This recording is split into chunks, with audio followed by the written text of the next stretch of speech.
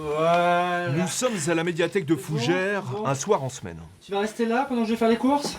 Pourquoi? On appelle ça du théâtre forum. Sur les planches, des comédiens jouent des scènes de la vie quotidienne. Alors c'est rudimentaire, hein, on n'a pas les moyens de la comédie française. Mais ça raconte les épreuves que traversent des familles quand quelqu'un tombe malade ou bien vieillit et devient dépendant. Dans le public, il y a des professionnels du monde de la santé, de l'accueil des personnes âgées. Il y a surtout des aidants, comme Daniel, qui consacre sa vie à épauler sa femme atteinte d'Alzheimer. Je vis avec une personne qui ne parle plus, qui n'assure aucun geste de sa vie quotidienne. Hein. Elle est plus capable de s'habiller, de se toiletter, de manger seule. Donc, ça, c'est la partie matérielle. Mais la partie la plus compliquée est la partie affective. Moi, je ne parle pas de ma mère ni de mon père, je parle de mon conjoint, quoi.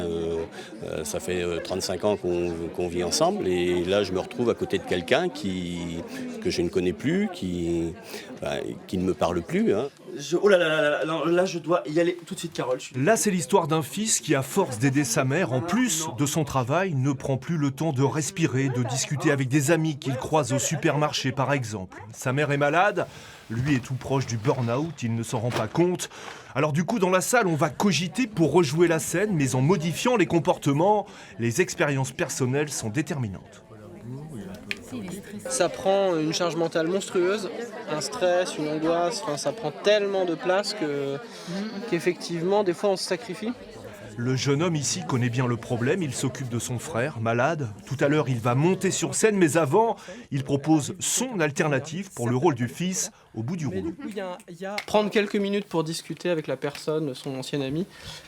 Certes, il arrivera un petit peu en retard, peut-être que ça contrariera légèrement sa mère, mais en fait, en faisant un sacrifice plus modéré, en fait, il arrivera avec plus d'énergie, en fait. On rejoue donc la scène au supermarché d'abord, avec la maman ensuite. La maman, c'est Françoise, elle fait du théâtre amateur depuis une éternité, mais depuis une éternité aussi, elle est aidante. C'est des situations difficiles que les gens ont du mal à évoquer, et l'évoquer de cette façon-là, c'est une autre façon d'aborder les choses. Et ça vous permet à vous aussi d'évacuer un petit peu? Ah bien sûr, bien sûr, bien sûr, c'est aidant aussi. L'autre jour, il a brûlé un stop.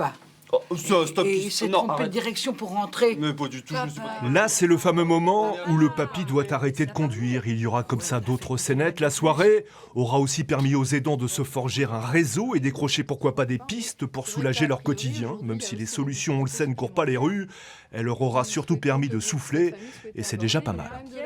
On est inquiet.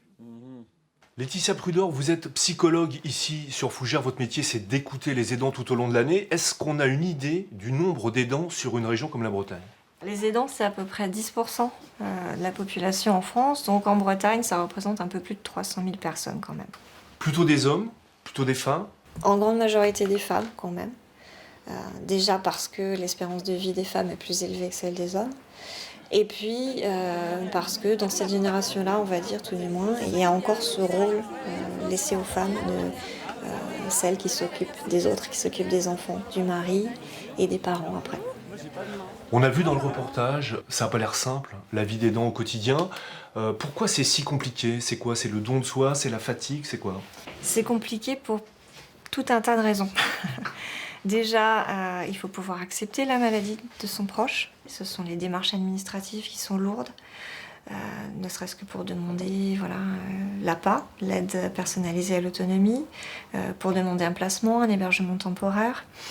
Mais c'est aussi tous les actes du quotidien qui sont fatigants physiquement et psychologiquement. On parle de culpabilité parfois. Il y a une culpabilité. Culpabilité de ne pas faire assez bien, culpabilité aussi de prendre du temps pour soi. Et la culpabilité aussi, je l'ai entendue chez pas mal de personnes vis-à-vis du regard des autres. Je pense à une dame souvent qui me disait qu'est-ce que va dire ma voisine? Son mari il est à la maison et elle va se promener. On dit parfois que les aidants partent avant les aidés, c'est vrai ça? C'est malheureusement souvent vrai. L'aidant finit par être usé avant l'aider. Quels conseils vous leur donnez quand vous les rencontrez? Prendre soin d'eux pour prendre soin de l'autre. Voilà. Prendre soin d'eux pour mieux prendre soin de l'autre après.